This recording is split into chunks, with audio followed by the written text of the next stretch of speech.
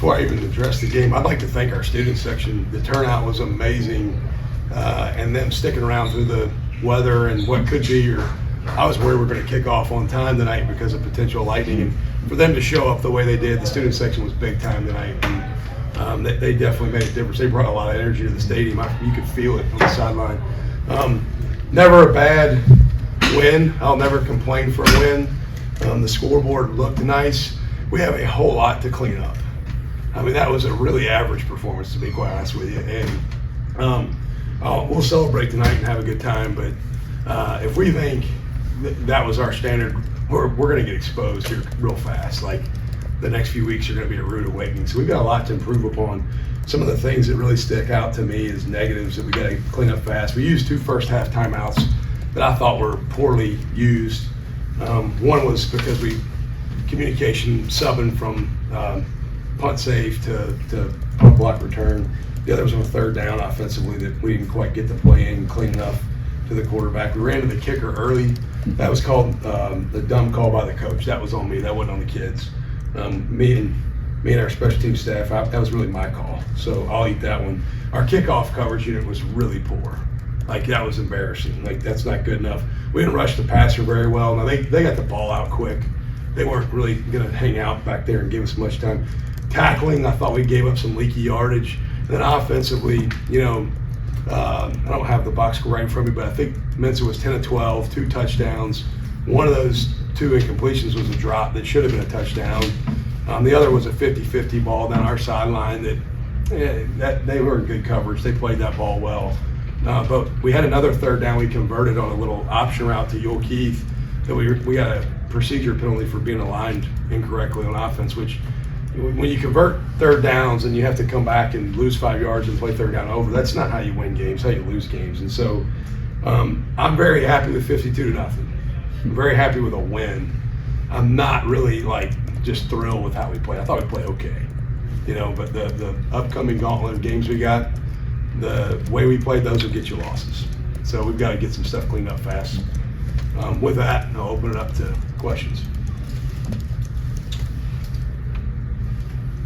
Darian played on the first 6 drives of this game and led 5 touchdown drives.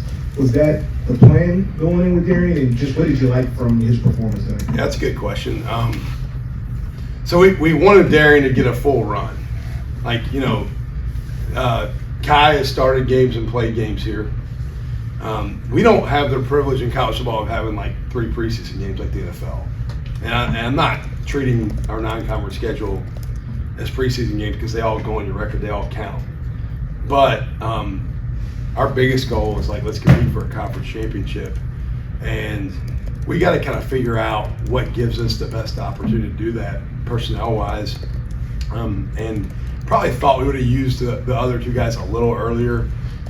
Ty's stuff was more packaged, and we wanted to see him run the normal offense when he had the opportunity to later in the game. We just hoped it would happen a little earlier. It's a 14-0 game until Rayshawn has the pick 6. I mean, it's about to be 14-7, and the floodgates kind of open there after that. But it was a very competitive game till late in the 2nd quarter, and then all of a sudden it kind of. And I told our team that coming into this game. Southeastern last year against Mississippi State, it was 10-7 with 3 minutes left in the 2nd quarter. It was 7-7 with them versus South Alabama with 3 minutes left in the 3rd quarter. All right, so I knew there was going to be a dogfight tonight. The plan was probably to get the other guys. I would have liked to have gotten them in a little earlier, but I wanted to give Darian a full run of it because it was his first college and game experience. I thought he performed pretty well. I mean, 10 of 12. The run game helps that. We ran, I think, 8 ball carriers for, 240 yards maybe or something like that. So y'all got the box score. I need to get one, but thanks. Yeah, I'll look at that. Cheat sheet. So I thought he played well. I thought he played efficiently. I thought he protected the football. It was good to see him. He's got a little confidence. I don't know if y'all feel it, but I feel it, man. I feel like I'm a better coach when I'm around him. So, but all our guys, I think we can win with any one of those 3. I really do. I think what those 3 guys do is different a little bit, and we got to tailor the package to whoever's in the game.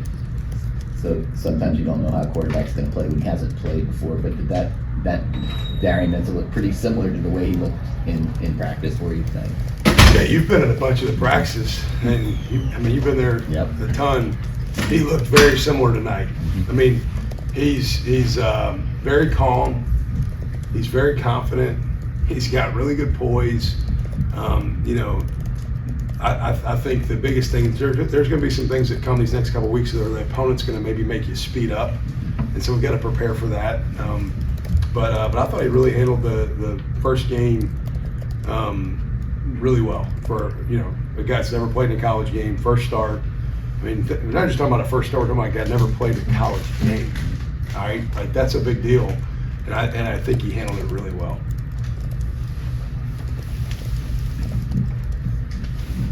Coach, you talked about you plans to play all three of them, but when did you make the decision to have Vincent be the first one out there, and how much did he sell himself to being the one to keep being QB1 going forward? Yeah, I think probably about a week and a half ago we probably knew, but just like anything, you have to keep showing up to earn it, right? And so we told him 10 days ago, hey, you're going to go the majority with the ones here. We're not naming you the starter.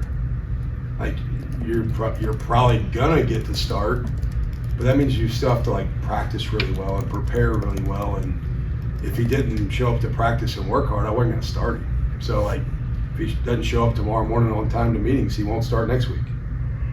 So I mean, everything's earned. You got to keep showing up. You got to do the right things week in, week out. But I think after the Thursday scrimmage we had 2 weeks ago from today, that first drive with the ones, I was like, all right, I feel like we need to give the guy a little bit of run here, and he's been really consistent through training camp. And so probably about last Sunday, a week ago Sunday though, about 10 days ago, 12 days ago now, it's kind of when I felt like, all right, this is what we're probably going to do. But like I said, I didn't make our staff and I did not make the final decision until a couple of days ago, because if he come out to practice and practice awful, then I wasn't going to start him. Coach, you came here, built a lot of things up going into the game and everything else, and you talked about culture, environment, and everything, and coming from Troy, and what you built was amazing in itself. And coming into this first game and after what you've seen tonight, what do you think is the difference in the environment so far? You're talking about just here? Here compared to when you was at Troy? Yeah, I think the environments are very similar. Troy's a great place with great people, and a football environment that expects you to win. I think this place is the same. So they're very similar, they're really similar expectations. I think when I got to Troy, it was very different than when I've gotten here. When I got to Troy, they had 5-7 the year before. So maybe having to get guys to understand how to win. Here, it's been more about, there's been some winning happening. Not very many of the guys that did the winning the last couple of years are here right now. We started 10 guys tonight in this game that were not on the team when I got here in December. 10 out of the 22. And then we started the kickoff guy who wasn't here, a field goal kicker who wasn't here. I mean, so there are so many guys, and then a lot of the guys that are playing, there's a few, like Pat Jenkins, Mekhi Hughes. Those guys played a lot of football the last couple of years here. But there's a lot of guys that are playing that were here. Dixon Agu, an inside linebacker who, he wasn't. Rayshawn, I thought he was up here. He'll be here. Yeah, I figured. I brought Mario. I thought you'd bring Rayshawn too.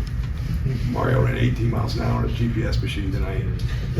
Just giving him a hard time for getting caught on the one run. His mom's going to call him tonight.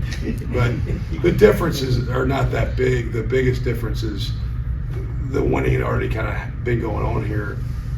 But so many of the people we're counting on to win have not really been a part of that.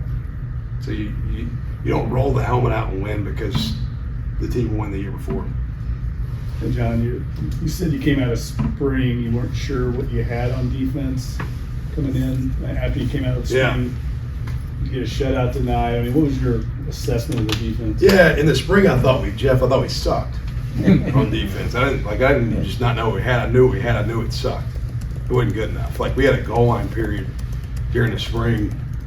Well, I don't know if anybody on defense really hit anybody. And I was like livid after practice. You know, six of the 11 that started on defense tonight were transfers. So, like Ray made the big play, but both corners started tonight were Micah and Jonathan. Then you got Jalen Geiger at free safety, Caleb Ransall at nickel, Aiden Huntington at field end, and Terrell Allen at bandit. That's 6, right? 6 guys that starts over 50%. Yeah, Sam Howard. Yeah, I don't know if I said him or not, but Sam Howard. So we got 6 guys that started tonight that weren't here, you know, and so there's still, we're trying to come together. Like it's really frustrating because at times, like, yeah, we shut them out, but we didn't really play great. Like we played average. I mean, we didn't rush the passer at all tonight. Like we didn't affect the quarterback hardly at all. It's kind of like disgusting watching it, you know. And I'm happy with the shutout. I'm not like, I don't want to come off like I'm not happy we won, but we're just not. We're not where we need to be yet. Like if we have any expectations of winning our conference or anything remotely close to that, we've got to get better really fast. You spoke about it a little bit earlier, but that interception, the pick 6 by Rayshawn, just how big was that play, especially going into halftime and swinging the momentum? Game changing. You know, like I said, it's 14-0. If they score a touchdown there, it's 14-7. They converted on one right before that play on a coverage mistake on our side, but if they score, it's 14-7. Well, the game feels a whole lot different at 14-7 at half.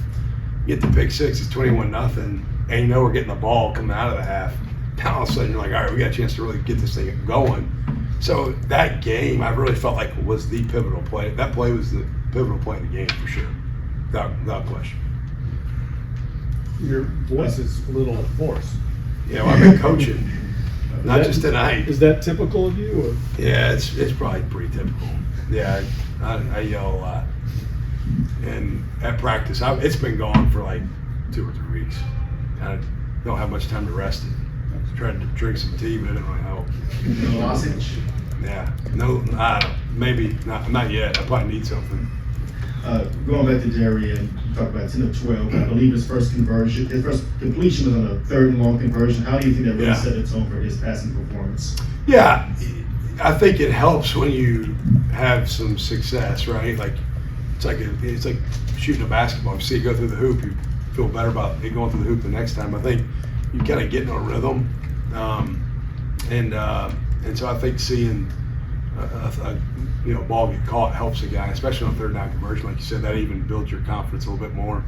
But I would have liked to have thrown it a little bit more tonight. In full disclosure, like I wish we could have thrown it a little bit more. But at the end of the game, there when we're up 4 or 5 scores, I don't really want to throw it a ton. I want to show some respect to the opponent in the game. But I wish we could have thrown it a few more times. I would have liked for him to have gotten about 18 throws, not 12. It seemed like a lot of his throws were really helping to keep the offense going. How much does that give you confidence that he can continue to be a field general when you're behind the sticks, that he can still keep y'all going? Yeah, I think Darian is very instinctive in seeing windows come open, and he did that tonight. I think he saw some throws before they were actually there, and his anticipation was really good. And so I think just kind of building upon that's going to be critical for his success and team success moving forward. You mentioned Mario getting stopped at the 1, but It wasn't quite the 1 though, was it? A little bit short of that. Yeah. But him having 124 yards in this debut performance with Tulane, can you just talk about that? Yeah, Mario has been a fantastic addition to our football team, and he's got a great attitude. He works really hard. He's ultra competitive. Me and him probably talk more smack to each other than anybody on the team. Like I talk smack to him every day. Like at the end of the game tonight, I went over to him and I said, "Hey, did you score a touchdown?" Like I just like messing with him. But like I'll tell you Mario in a nutshell. Like 2 things that will tell you about Mario. We do a deal in February called the Gauntlet, where you get matched up with another guy on the team, and you do early morning 5:50 a.m. workout, And Mario, every time he showed up to the gauntlet, was ready to beat somebody's tail and let them know about it. And then in spring practice, it was one of the early practices. We ran a run play that went to the right. He was lined up on the other side of the formation, and he was sprinting about 40 yards to go make a block on a safety way down the field on a run play. And when you got receivers that like block when the ball's that far downfield, that bodes well for your opportunity to have success individually and as a team. And I'm really grateful for his energy and his demeanor, and I'm just proud of him. You know, I think sometimes, and I'll say this, like sometimes you get a guy that's been at Oklahoma or USC, and you're like, all right, what's this dude going to be all about? It's going to be all about him, or it's going to be up and down if he doesn't get his touches or scores or whatever. And tonight when I was messing about, you know, not scoring, he's like, Coach, team game, we won, we're winning. Like, I'm happy. And I was like, all right. So he's been awesome, been a tremendous addition, and he's fit the culture really well. He's added a lot of value to what we're doing. All right. Thanks, Coach. Thank y'all, appreciate it. Thank you.